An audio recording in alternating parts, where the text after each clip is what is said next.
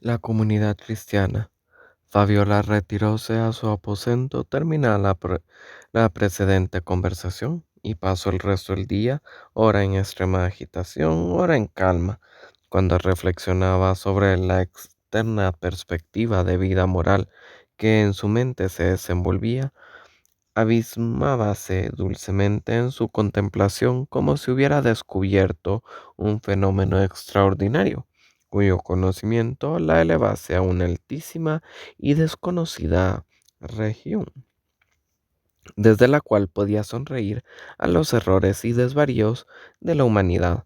Pero cuando meditaba sobre la responsabilidad que este conocimiento imponía, la exquisita vigilancia que reclamaba, las secretas y no recompensadas luchas que exigía, la desolación en que suponía había de encontrarse al practicar una virtud que carecía de estímulo y no ranqueaba aplausos ni aun simpatías, se estremecía, espantada de la vida que tendría que pasar sin auxilio ni socorro alguno, puesto que no podía servirse de lo que ella conocía, e ignorando cuál era la verdadera causa, se imaginaba que carecía de los medios y disposición necesarios para poner en práctica tan bella teoría.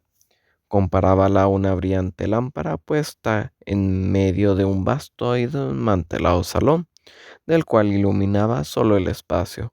¿Para qué servía tan inútil resplandor?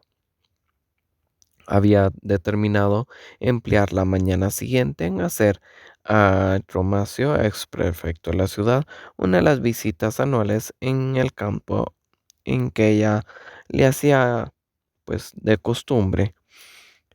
Y el lector recordará seguramente que este magistrado, después de su conversión y de haber renunciado al cargo que desempeñaba, se había retirado a su quinta en la campaña, llevándose consigo a varios de los convertidos por el tribunal Sebastián y con ellos al santo sacerdote Policarpo, para que completasen su instrucción religiosa.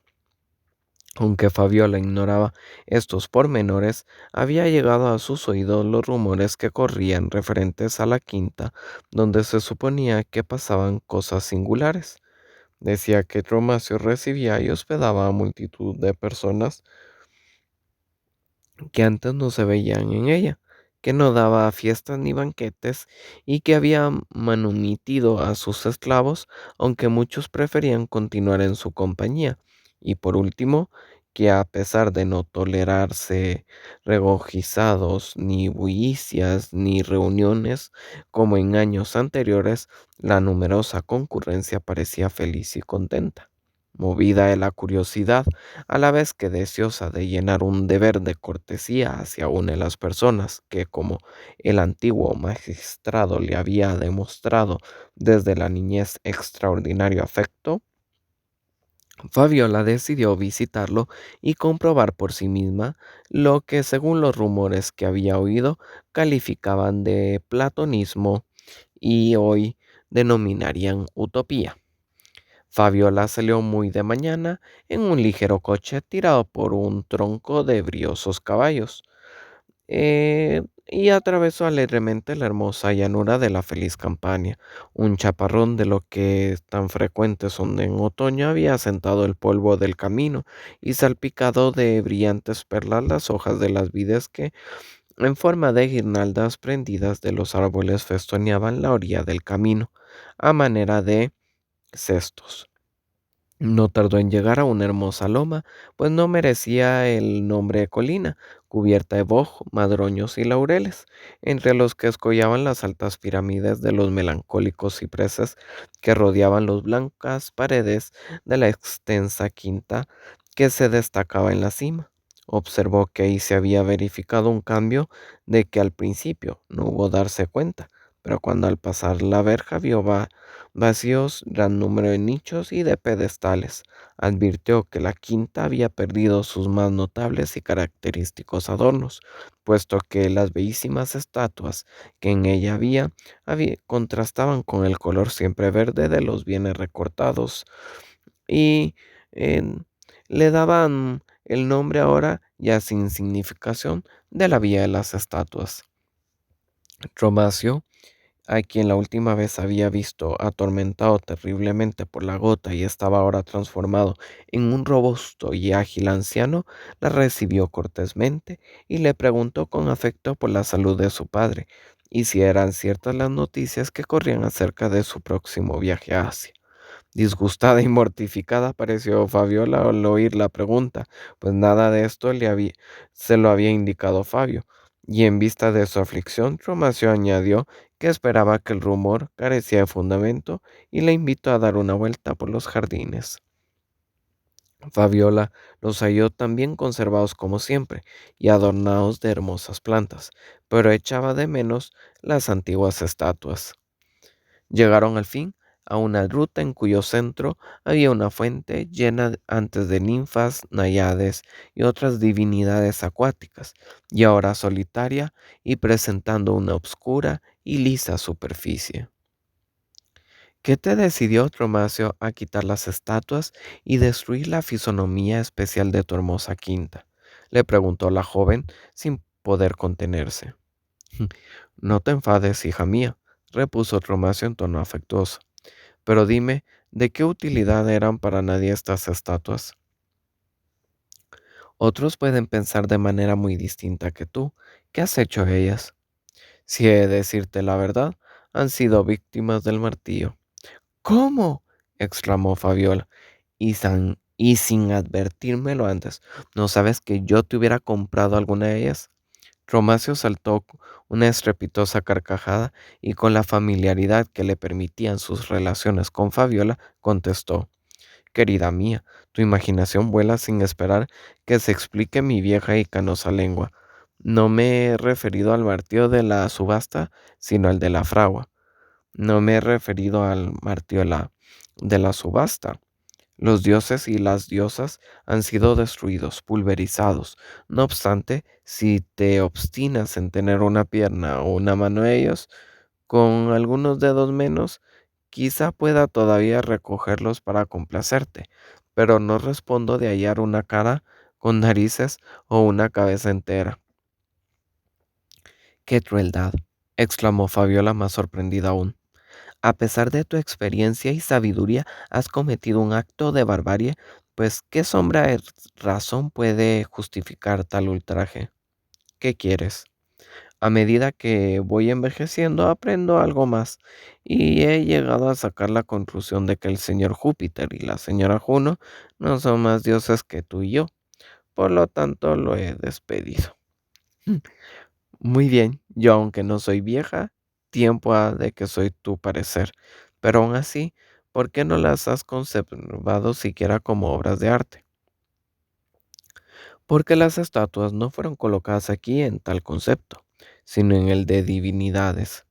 Como impostores estaban aquí bajo falsos pretextos, y así como tú lanzarías de entre los bustos de tus antepasados al que nada tuviese que ver con tu familia, he echado yo a esos que pretendían tener conmigo relaciones mucho más superiores y no podía consentir que continuaran en otra parte tal impostura. Pero dime, mi querido y rigorista amigo, ¿no es también impostura continuar llamando a esta casa la vía de las estatuas cuando ni una ha quedado de ella? Tienes razón, replicó Tromacio a quien hizo gracia el chiste, y por eso he dispuesto se planten palmeras alrededor en cuanto vean asomar sus copas por encima de los setos. Está segura de que la quinta dejará el título que hoy tiene para tomar el de Vía de las Palmas. Y será de un bonito nombre, dijo Fabiola sin comprender que ese título tuviese un significado más alto y apropiado.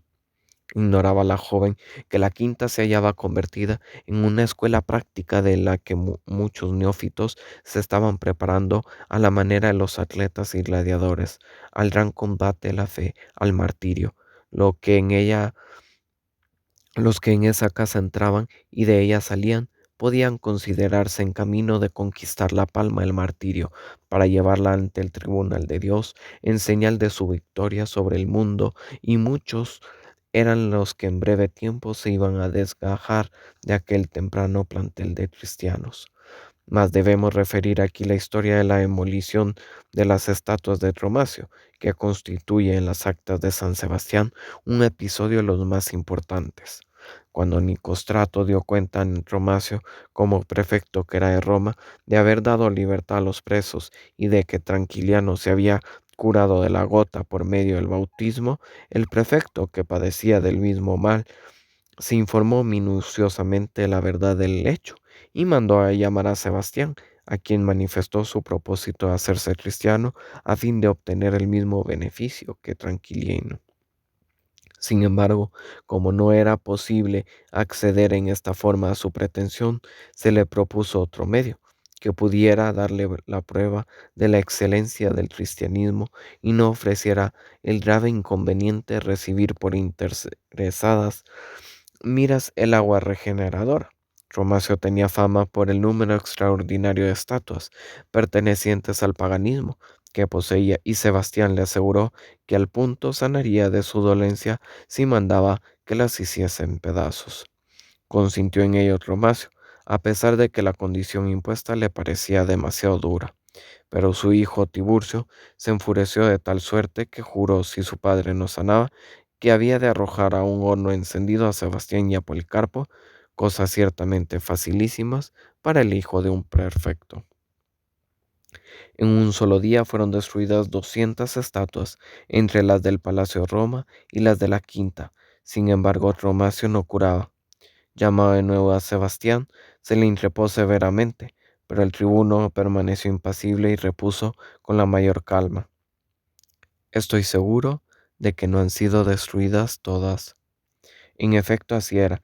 Algunos pequeños objetos considerados como obras de arte habían sido separados y conservados cuidadosamente como el botín de Achán, pero una vez destruidos, Roma se curó instantáneamente, con lo cual no solo se convirtió a él, sino también su hijo Tiburcio, que desde entonces fue uno de los más fervorosos cristianos, y acabó su vida gloriosamente en el martirio, legando su nombre a una de las catacumbas. Accediendo a los deseos que manifestó después de su conversión, se le permitió que continuase en Roma para auxiliar y animar a sus hermanos en la fe. En la próxima persecución, tarea que podía llenar fácilmente a causa de sus relaciones con la corte imperial y del extraordinario valor y actividad que estaba dotado. Entonces fue cuando contrajo íntima amistad con Sebastián y con Pancracio. Hecha esta pequeña digresión, reanudamos el hilo de nuestra historia, refiriéndonos al final de la conversación de Fabiola y Romacio, que continúa aquella en los siguientes términos. ¿Sabes, Romacio? Pero sentémonos en este delicioso sitio, donde recuerdo que había un hermoso vaco. ¿Sabes? Digo que corren por la comarca extraños rumores acerca de la vida que se hace en esta quinta. ¿Qué dices, querida? ¿Qué dices? Que tienes aquí multitud de personas que viven contigo, gente a quien nadie conoce, que no visitas ni recibes a nadie, y que ese filosófico modo de vivir se asemeja a una república eminentemente platónica. No podías decirme nada más lisonjero, y por ello te doy las gracias, contestó Romacio riéndose. Pero no es todo, prosiguió Fabiola. Dicen que os reunías a horas muy intempestivas, que carecías de diversiones y que sois tan austero que la comida que casi os matáis de hambre. Confío en que nos harán la justicia de añadir que pagamos todos nuestros gastos y que no tenemos cuentas pendientes con los proveedores, observó en tono jovial el anciano. Oh, ciertamente, exclamó Fabiola riendo a carcajadas. Son muy amables, continuó Tromacio en el mismo tono de buen humor. Ellos quieren decir todo. El público se interesa mucho por mis asuntos particulares. No es bien extraño, querida mía, que cuando en mi quinta todos comían, bebían y se divertían a sus anchas, entregados a los transportes propios de una juventud alegre, molestando a los vecinos. Y perdona que recuerde estas cosas.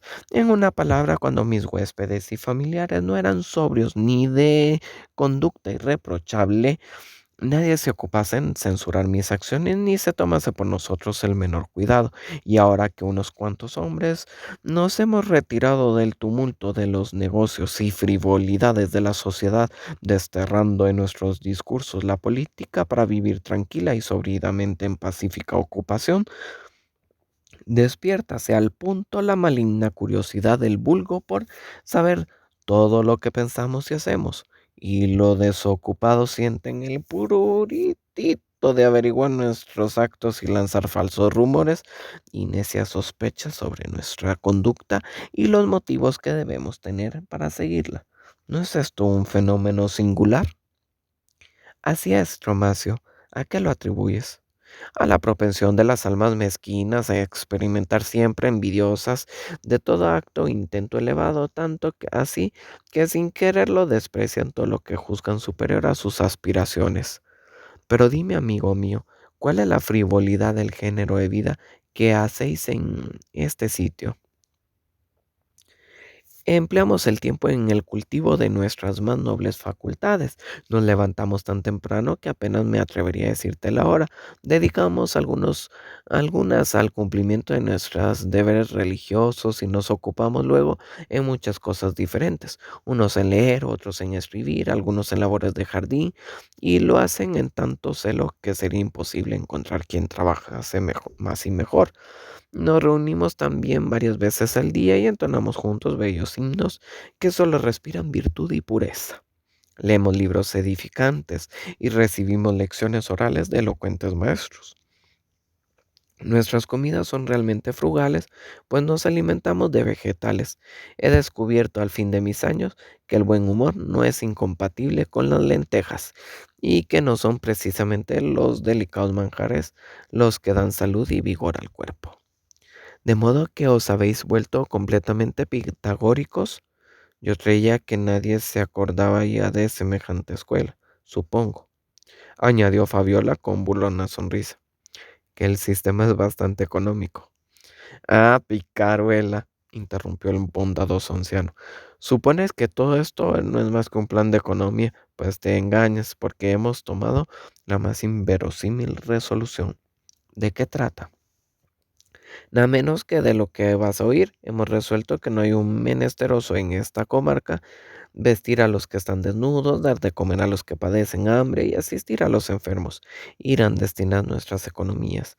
Es en verdad un proyecto muy generoso y sobre todo nuevo en estos tiempos, pero tened por seguro que vuestra recompensa será la burla y el escarnio. Hablarán de vosotros quizá peor, si cabe aún que no lo creo. Pero, ¿qué es lo que dicen? No te ofendas, pero no te ofendas, pero se han atrevido a sospechar que sois cristianos. Huelga decir que siempre ha rechazado digna semejante calumnia. ¿Y por qué indigna? Replicó Tromacio sonriendo. Porque os conozco demasiado a ti, a Tiburcio, a Nicostrato y a mi querida muda Zoe, para creer ni por un momento que hayáis abrazado ese conjunto de estupidez y de maldad que designa con tal nombre. Permítame una pregunta. ¿Te has tomado alguna vez la molestia de leer un libro cristiano por el cual pudieras enterarte de lo que realmente creen y hace esa comunión tan despreciada? Ay, no, por cierto, no malgastaría el tiempo en ello ni tendría paciencia para leer nada de lo que de esa comunidad se refiere. Desprecio demasiado a esta secta formada por enemigos de todo progreso intelectual, por ciudadanos sospechosos, extremadamente crédulos y capaces de los mayores crímenes para no evitar con todo el cuidado el menor trato y relación con ellos. Lo mismo pensaba yo, querida Fabiola, pero de algún tiempo a esta parte he cambiado completamente de opinión. Cosa en verdad extraña, porque todo en ti, que como prefecto de la ciudad has tenido que imponer castigos a muchos de esos desgraciados por sus continuas infracciones a las leyes del imperio. Nublóse al oír esto el plácido rostro del buen anciano, y una lágrima rodó por sus mejillas al recordar que también San Pablo había sido como él, perseguidor de la iglesia de Jesucristo. Fabiola, al advertir su aflicción, añadió con tono afectuoso: Perdona, querido amigo, si he dicho algo que despierte recuerdos nada gratos a tu bondadoso corazón. Perdóname y hablemos de otra cosa. Uno de los motivos de mi visita era preguntarte si sabes de alguien que salga pronto para Roma y pueda llevar una carta a mi padre. Por diferentes conductos he sabido lo de su proyectado viaje y quiero escribirle. No sea que para evitarme el dolor de la separación se marche sin despedirse de mí, como hizo la última vez. Sí, precisamente hay un joven que ha de salir mañana, de madrugada por la ciudad. Ven a la biblioteca, donde podrás escribir y hallarás quizá al portador.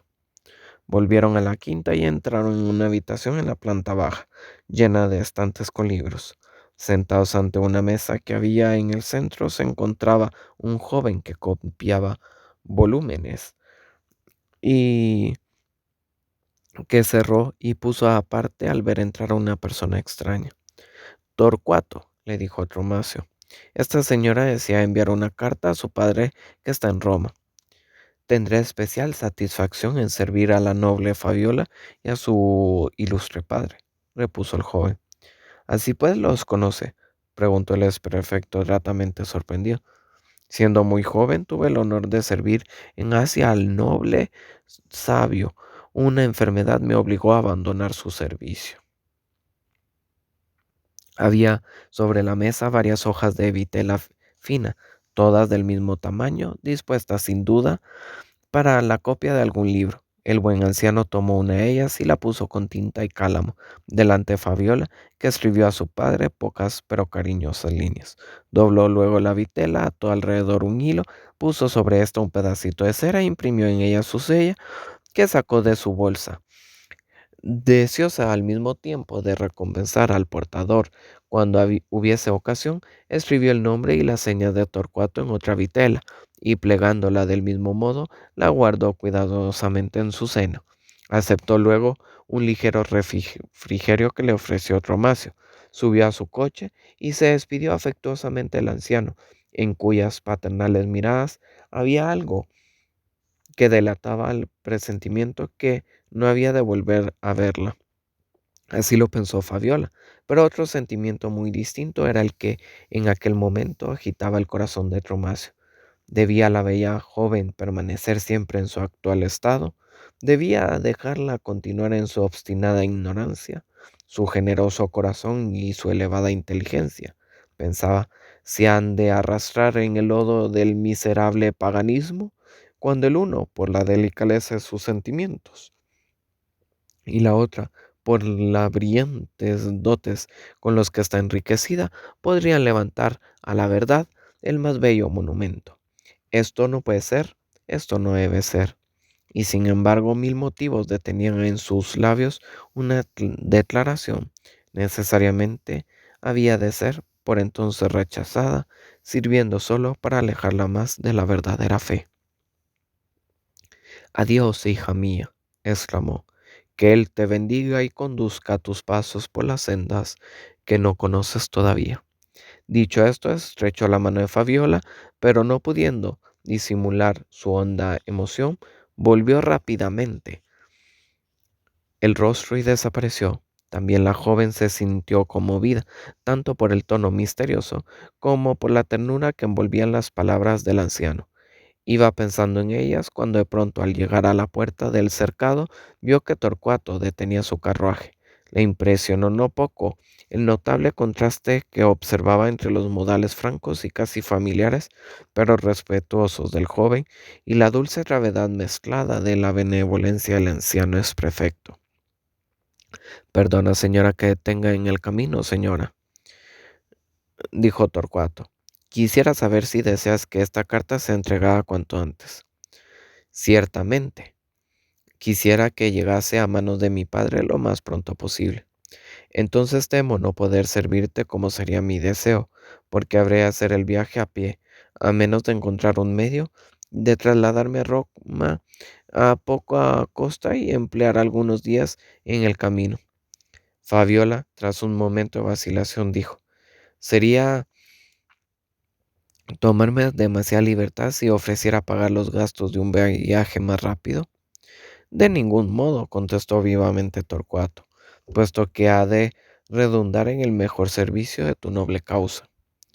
Fabiola le entregó una bolsa con dinero suficiente no solo para los gastos del viaje, sino para que se pudiese dar por recompensado con largueza.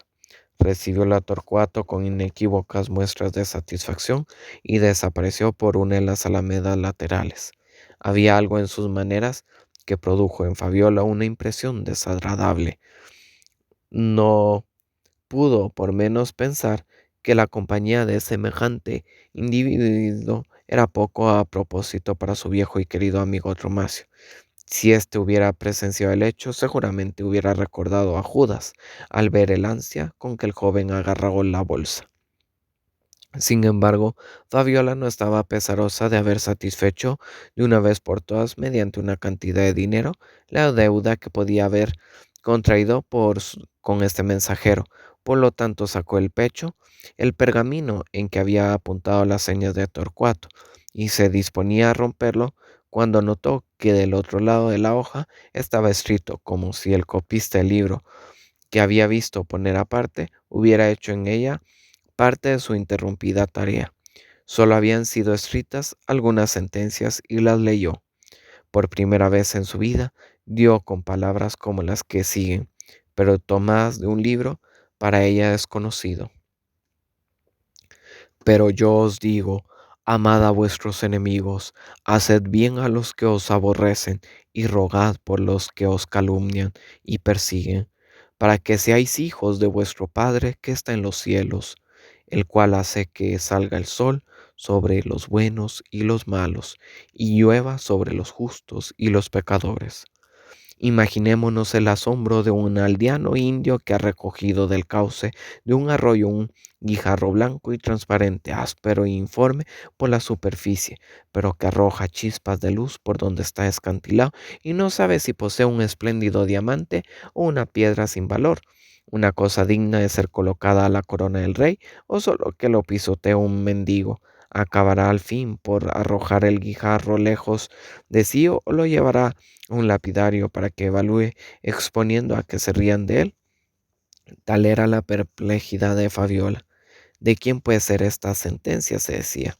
Indudablemente no son de ningún filósofo griego o romano, o son muy falsas o muy verdaderas, o de una moralidad sublime o de una degradación abominable. ¿Practicará algún bien esta doctrina o será más que una soberbia paradoja? No quiero fatigarme más pensando en esto. Consultaré de aquello a Cira, pues tiene muchas semejanza con sus hermosas pero impracticables teorías. Pero no, esto es lo que debo. Cira me abruma con sus sublimes conceptos, tan imposibles de comprender para mí como fáciles al parecer para ella. Mi espíritu necesita descanso. El mejor modo de conseguirlo es deshacerme la causa de mi incertidumbre y así olvidaré sus desoladoras palabras. Abandonámosle pues al viento para que alguien que pase por el camino lo recoja y se entretenga descifrando el enigma. ¿Pero qué he hecho? Fonio, detén el carruaje y recógeme una hoja de pergamino que se me ha caído. Obedeció el cochero, aunque creyó advertir que la hoja la había arrojado de intento. Fabiola la guardó de nuevo en su pecho, para que le sirviese de escudo a su corazón, que desde aquel momento empezó a sosegarse. Cuando llegó a su casa, estaba completamente tranquilo.